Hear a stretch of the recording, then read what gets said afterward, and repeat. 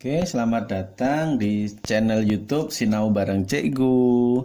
Hari ini kakak akan membahas persiapan masuk SMA yang kedua ya, materi matematika. Oke, langsung saja. Yang nomor 1, ini kakak punya soal berikut. Proyek direncanakan selesai dalam waktu 30 hari ya, akan dikerjakan oleh 15 pekerja. Setelah bekerja selama 6 hari, proyek dihentikan 4 hari. Nah, karena ada kendala. Jika proyek selesai tepat waktu, tambahan pekerjanya berapa? Nah, prinsipnya gini ya. Ini hukum perbandingan. Berarti tadi yang pertama kali ya, ini 30 hari. Nah, selesainya dengan berapa orang? Nah, ini dengan 15 orang ya atau pekerja. Terus di sini ada sudah berjalan 6 hari. Berarti kalau sudah berjalan berarti dikurangi 6 hari ya.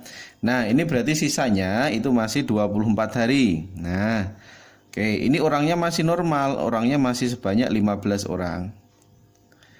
Nah, terus berikutnya yang menjadi masalah itu adalah yang bawahnya. Di sini ada kendala. Proyek dihentikan selama 4 hari karena ada kendala teknis. Oke. Jadi ini proyeknya otomatis gini ya, dikurangi dengan 4. Nah, berarti kan 4 harinya kan libur ini ya, berarti 20 hari. Nah, berarti kan intinya waktu yang disediakan sekarang tinggal 20 hari. Nah, ini kita misalkan aja X.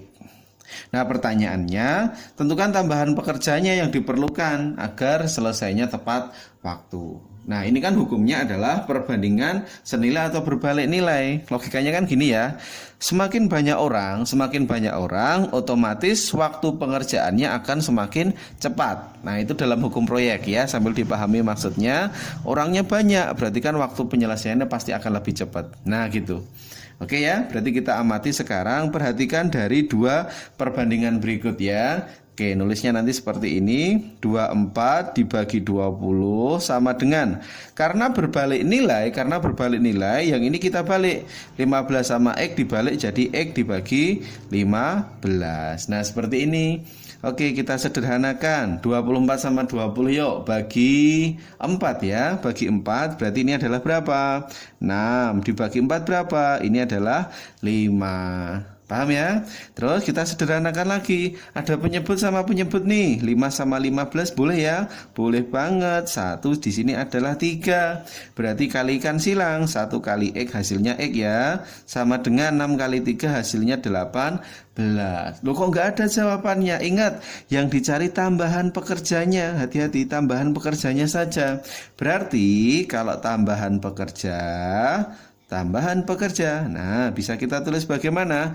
Tadi 18 dikurangi mula-mula ada 15 pekerja, berarti tambahannya cukup 3 orang. Nah, 3 orang kita cek. 3 orang jawabnya apa? Bingung, selesai.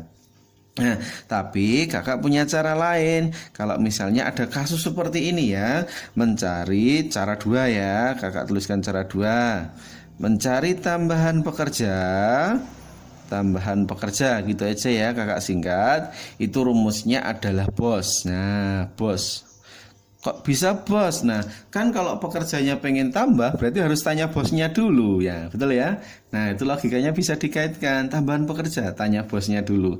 Nah, ini ada singkatannya apa? B di sini artinya berhenti. Nah, berhenti. Terus O di sini artinya orang. Nah, terus S di sini artinya apa? Sisa hari. Nah, lengkap sudah. Oke ya, bisa kita kaitkan sekarang. B, berhenti. Coba kita amati. Ada nggak kata berhenti di soal? Oke ya, di sini ya. Dihentikan selama 4 hari. Berarti berhentinya selama 4 hari. Orangnya, oke kita lihat orangnya. Ini tadi pekerjanya orang atau hewan? Orang ya, ini pekerjanya orang bukan hewan. Nah, ini pekerjanya orang ada berapa? Yaitu 15 dibagi sisanya hari. Sisanya hari berapa? Yuk kita cek. Mula-mula disediakan 30 ya. Terus sudah bekerja 6 hari yuk. Berarti 30 kurangi 6 dulu berapa? 24. Oke, terus ini berhenti 4 hari karena ada kendala tadi. 30 kurangi 6 dikurangi 4 berarti adalah 20. Paham ya? Oke, kita sederhanakan nih. 14 sama 20 berapa yuk? 5. 15 sama 5 yuk berapa? Hasilnya 3. Cocok. Nah, 3 sama. Oke ya? Boleh pakai cara kiri atau kanan, terserah. Oke. Lanjut ya, nomor 2. Nah, ini kakak punya soal ini. Hati-hati. Sisi-sisi segitiga siku-siku membentuk barisan aritmatika. Nah, jadi kalau dalam konsep segitiga siku-siku ya, itu yang perlu diingat adalah triple Pythagoras dulu. Nah, ini triple Pythagoras. Nah, triple Pythagoras itu apa sih? Yang sering keluar itu biasanya adalah 3, 4, 5. Triple berarti ada 3 pasangan. Maksudnya gini ya, maksudnya 3, 4, 5 itu kalau di sini angka 3, di sini angka 4, sini angka 5. Maksudnya seperti itu. Ya, tinggal nanti di variasi. Terus yang kedua, selain 3, 4, 5 apa ya? 5, 12, 13. Itu hafalan ya. Ketiga, 7, 24, 25. Terus terakhir, 8, 15, 17. Nah, itu yang namanya triple Pythagoras. Nanti dihafalkan semuanya ini. Dan jangan lupa kelipatannya. Kelipatannya itu maksudnya apa? Contoh nih, misalnya kan kakak punya 3, 4, 5. Bisa aja dilipatkan ya. Kalikan 2 boleh, kalikan 3 silahkan. Nah, yang pasti adalah kelipatan dari angka-angka tersebut. Nah, 3, 4, 5 itu kalau dilipatkan itu berarti 6, 8, dan 10. Nah, dan seterusnya bisa dilipatkan ke angka yang lain. Gitu ya, paham ya? Oke. Nah, kalau kita cermati dari angka tersebut, mana sih yang membentuk barisan aritmatika? Kita cek. Nah, aritmatika itu apa? Yang disebut aritmatika, selisih setiap suku itu punya pola yang sama, selisihnya sama, penjumlahannya sama. Coba kita cek. 3 ke 4, 4 ke 5, selisihnya berapa? Yuk kita cek. 3 ke 4, selisihnya 1. 4 ke 5, selisihnya juga 1. Nah, ini disebut barisan aritmatika. Nah, pokoknya yang dicek selisihnya sama. Apakah ini juga berlaku? Dicek. 6, 8 ke 10. 6 ke 8 tambahnya 2. 8 ke 10 tambahnya juga 2. Nah, aritmatika. Kalau ini ya Pak, coba yang pola kedua. 5 ke 12 tambahnya 7 ya. 12 ke 13 tambahnya 1. Tidak ya. Nanti bisa dicek semuanya. Ini bukan aritmatika. Oke ya, yang aritmatika cuma yang satu. Nah, artinya ketika kita punya 3, 4, 5 di sini, itu kan tidak serta-merta angkanya harus 3, 4, 5 ya. Bisa aja kelipatannya dari ini, bisa aja kelipatan dari 3, 4, 5. Nah, makanya bisa kakak tulis di sini bentuk segitiganya itu adalah, ingat sisi miring itu adalah sisi yang terpanjang. Nah, berarti kakak tulis di sini karena bentuknya kelipatan ya. Ini adalah 3x, ini adalah 4x, sisi miringnya adalah 5x. Nah, yang kita gunakan kelipatan 3, 4, 5. Makanya kita tulis dalam bentuk variabel x. Oke, kita cermati sekarang. Sisi miringnya diketahui pasti ya. Sisi miringnya berapa? 30. Berarti ini saya sama dengankan 30 seperti ini. Berarti didapat X-nya berapa? Nah, 30 sama 5 ya. Berarti X-nya 6. Nah, ketemu X-nya 6. Kalau X-nya 6, kalau X-nya ketemu 6, berarti kita bisa masukkan ke sini ya. 3 kali 6 berapa yuk? Set 18. Yuk kita masukkan ke sini yuk. Set 4 kali 6 berapa? 24. Nah, ketemu semuanya. Oke ya. Berarti masing-masing sisinya adalah ini. Nah, ini tadi 30. Oke, sekarang kalau udah ketemu masing-masing sisi, yang dicari apa sih pertanyaannya? Itu adalah keliling. Nah, kelilingnya bagaimana? Keliling itu adalah jumlahkan semua sisi ya, jumlahkan semua sisi dalam segitiga. Ya udah kita tambahkan 24 tambah 18 tambahkan 30. Berarti hasilnya berapa ya? Berarti adalah 72 ya, 72 satuannya cm. Betul? Jawabnya adalah C. Gitu. Oke, kita lanjutkan di soal nomor 3 ya. Nah, ini soal nomor 3. Ada 3 persamaan ya, ada 3 persamaan dan 3 variabel ya. Variabelnya X, Y, sama Z. Nah, tentukan X plus Y plus Z-nya. Oke, kita cermati dari bentuk berikut ya. Ini persamaan 1 ini. Persamaan 1 kan pangkatnya beda. Coba kita next dulu. Nah, di sini X per 2 sama dengan 4 per Y. Kita bisa sederhanakan ya bentuk ini ya. Ini kakak tulis di sebelahnya. Ini kan diketahui diketahui X per 2 sama dengan 4 per Y. Nah, kalau ini kita kali silang, berarti hasilnya XY sama dengan 4 kali 2, 8. Nah, itu yang persamaan pertama nih. Persamaan pertama udah kita tulis. Oke, sekarang kita kaitkan ya pada persamaan yang lain. Nah, persamaan yang ada XY-nya yang mana? Persamaannya adalah yang ini ya, yang sebelah kirinya. Yang sebelah kirinya kalau ini kita tulis, berarti kan X kuadrat nih, Y pangkat 3 ditambahkan 2 sama dengan 130. Nah, X kuadrat Y pangkat 3 ini kan pangkatnya beda ya. Biar aman kakak tuliskan seperti ini aja, X kuadrat Y kuadrat. Nah, biar lengkap, nah ini tambahkan Y.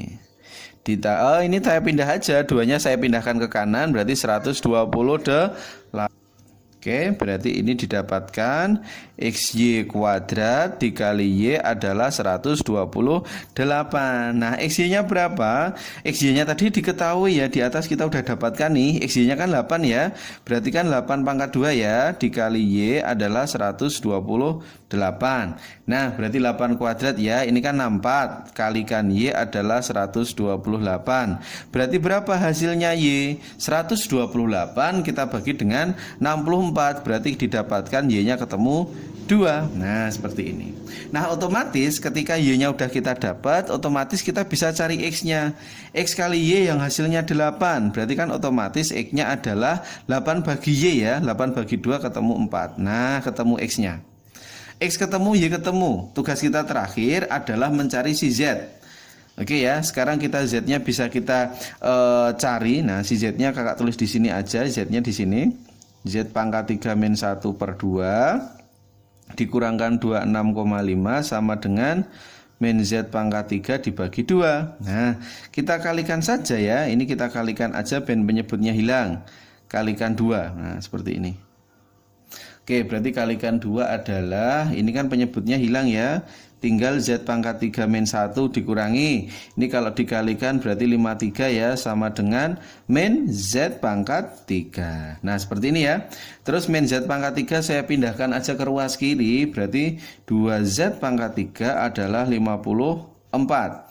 Berarti Z pangkat 3-nya sama dengan 27 ya. Ini kan 54 bagi 2. Berarti Z-nya berapa? Bilangan yang dipangkatkan 3 itu yang hasilnya 27. Berarti Z-nya adalah 3. Seperti ini.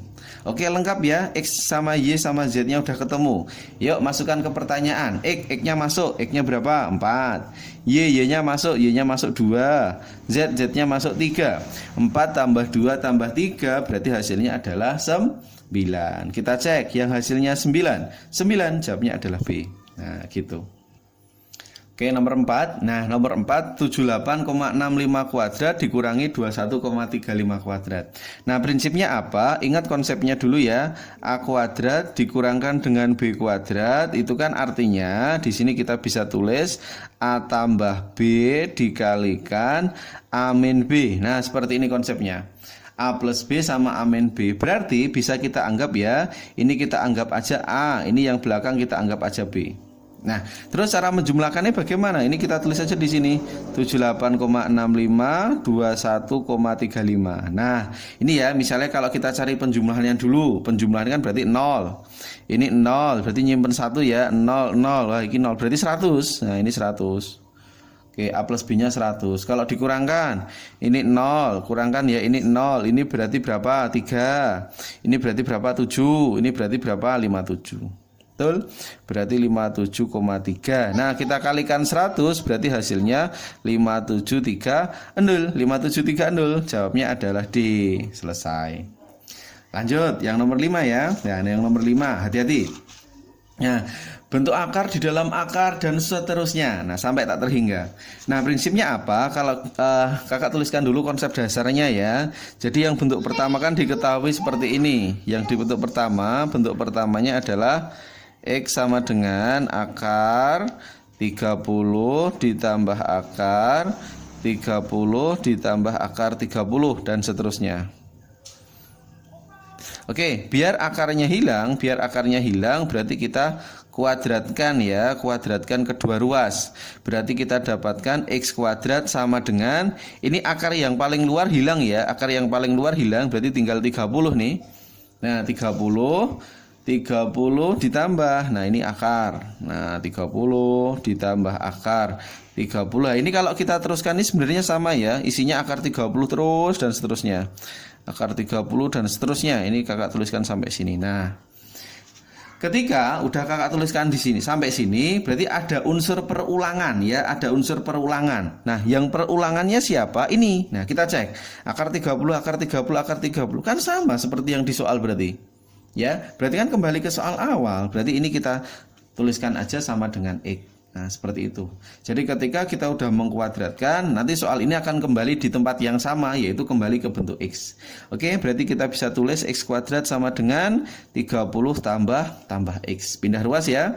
X kuadrat, ini kan min X, ini kan berarti min 30, sama dengan 0. Nah, berarti kita faktorkan. Berapa?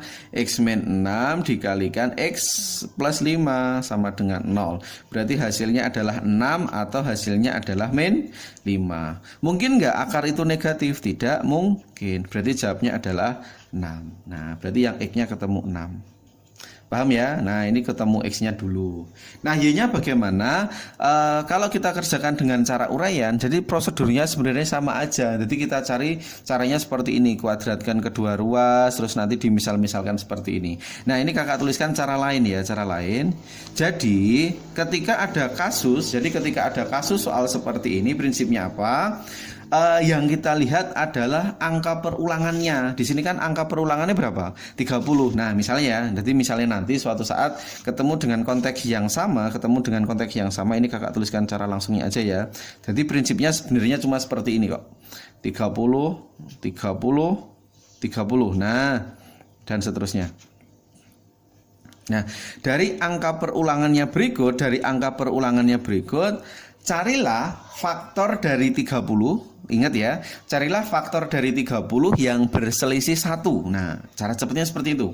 Faktor 30 yang berselisih 1. Apa sih faktor dari 30? 1 pasangan 30, 2 pasangan 15, 3 pasangannya 10. Nah, carilah yang faktor dari 30 yang berselisih 1. Berarti siapa? Ya, faktornya 30 berarti yaitu pasangannya 5 sama 6. Paham ya? Kan 5 kali 6 30. Nah, itu kan gitu maksudnya. Oke ya, 5 kali 6 30. Nah, karena di sini tandanya adalah plus, berarti yang dicari adalah yang besar. Siapa yang besar? 5-nya atau 6-nya? 6. Nah, berarti jawabnya 6. Nah, caranya sebenarnya seperti itu. Coba ya, biar lancar. Kalau kita praktekkan pada yang Y sekarang. Coba kalau dipraktekkan pada yang Y-nya. Y-nya kan kita punya soal nih, akar 20, akar 20 ditambah akar 20. Nah, dan seterusnya. Oke, kita cari konsepnya sama. Angka perulangannya 20. Nah, oke, carilah faktor dari 20 yang berselisih 1. Berarti apa ya faktor 20 yang berselisih 1? 2 sama 10 nggak mungkin ya, 3 nggak mungkin jelas ya, berarti 4. Nah, 4 sama 5 seperti itu ya toh. Nah, 4 kali 5 kan 20, selisihnya 1, cocok. Nah, tapi ini min ya. Nah, ini min tadi soalnya min. Nah, min. Nah, kalau plus itu kan dicarinya yang besar. Tapi kebalikannya, kalau min itu dicari yang kecil. Nah, dicari yang kecil 4 sama 5. 4 sama 5 kecil yang mana? 4. Nah, 4. Oke ya, diingat ya. Pokoknya kalau plus itu artinya yang besar gitu aja. Tapi kalau min berarti itu artinya yang kecil. Nah, gitu. Paham ya? Oke, berarti kita dapatkan ini hasilnya 4 ya. Nanti bisa dicoba dengan konsep angka-angka yang lain ya. 6 sama 4. Oke, berarti langsung kita bisa masukkan ke sini X min Y. X-nya 6 dikurangi Y-nya 4. Oke, 6 kurangi 4 hasilnya 2. Jawabnya adalah A. Oke, lanjut soal nomor 6. Diketahui persegi ABCD dengan panjang sisinya adalah 16 ya. Oke, berarti ini panjangnya 16. Terus panjang AE sama dengan DF 4. Ini 4, ini juga 4. Nah, logikanya kalau ini 4, ini 16, berarti kan kita masih punya EB ya. Berarti panjangnya EB kan 16 kurangi 4, berarti ini 12. Nah, seperti ini. Oke, berarti bisa kita tuliskan sekarang. Ini tak buatkan gambar segitiganya ya. Nah, ini kan segitiga siku-siku ini. Set. Nah, ini panjang E, ini B, ini adalah C. Nah, ini kan kalau kita tarik B ke G, ini kan juga siku-siku ya. Nah, siku-siku semuanya 90 derajat. Oke, ini siku-siku. Nah, ini adalah 12. Nah, ini adalah 16. Nah, bisa nggak kita mencari EC-nya dulu? Bisa nggak kita mencari EC? Bisa ya, EC nanti pakai triple Pythagoras. Nah, secara otomatis panjangnya EC itu nanti ketemunya adalah 20. Nah, menggunakan konsep triple Pythagoras yang di awal tadi sudah. Nah, sekarang tugas kita adalah mencari panjangnya BG dulu. Panjangnya BG bagaimana? Kita gunakan aturan luas segitiga ya, aturan luas segitiga. Luas segitiga. Apa sih luas segitiga? Itu rumusnya adalah setengah kalikan alas kalikan tinggi. Contoh misalnya nih, alas sama tinggi itu bisa mengacu dari tanda siku sebenarnya. Kita cek dari tanda sikunya. Alasnya adalah BC. Ketika alasnya BC berarti tingginya yang ini EB. Nah, oke ya, itu bentuk yang pertama, alas sama tingginya. Tapi kalau sekarang kita pandang alasnya EC, boleh, enggak apa-apa. Kalau alasnya EC, berarti tingginya siapa? BG-nya sekarang. Oke, pokoknya yang namanya alas sama tinggi itu adalah pasangan yang nempel tanda sikunya ya, pasangan yang nempel tanda siku. Ini setengahnya bisa saya coret ya. BC-nya adalah 16, EB-nya 12. Sama dengan EC-nya 20 ya, dikalikan BG-nya ditanyakan. Nah, oke, berarti kita dapat BG-nya sama dengan 16 kali 12 bagi 20. Ya, ini tak bagi aja, bagi 4, nggak usah bagi 4, bagi 2 saja ya, biar mudah. Bagi 2 saja, ini 6, bagi 2 ini 10. Nah, biar mudah aja kalau membagi 10. 16 kali 6, 96 ya, 96 bagi 10 berarti 9, berapa tadi? 9,6. Oke, nah kalau sudah kita dapatkan BG, sekarang kan yang kita carikan FG. Nah, gimana sih cara mencari FG? Intinya gini, panjangnya si panjangnya BF itu kan sama dengan panjangnya EC ya. Nah, BF sama dengan panjangnya EC, yaitu panjangnya adalah 20 cm. Nah, seperti ini. Berarti bisa kita dapatkan ya, si FG itu kan berarti kan caranya adalah panjangnya BF dikurangi dengan panjangnya BG ya. Nah, BG. Oke, FG ini berarti BF dikurangi dengan BG, betul ya? BF-nya panjangnya BF adalah 20 nih. Dikurangi panjangnya BG adalah 9,6. Betul ya? Berarti 20 kurangi 9,6 berarti hasilnya 10,4. Kita cek 10,4. Nah, 10,4 jawabnya adalah B. Gitu. Lanjut, soal nomor 7, diketahui gambar berikut. Jika luas totalnya 235, maka luas arsir. Nah, luas arsir ini bagaimana? Ingat ya, ini kan pusat, ini kan pusatnya. Kalau ini sebagai pusatnya, berarti kan dari pusat menyinggung lingkaran kan disebut R ya, atau jari-jari ya. Ini R.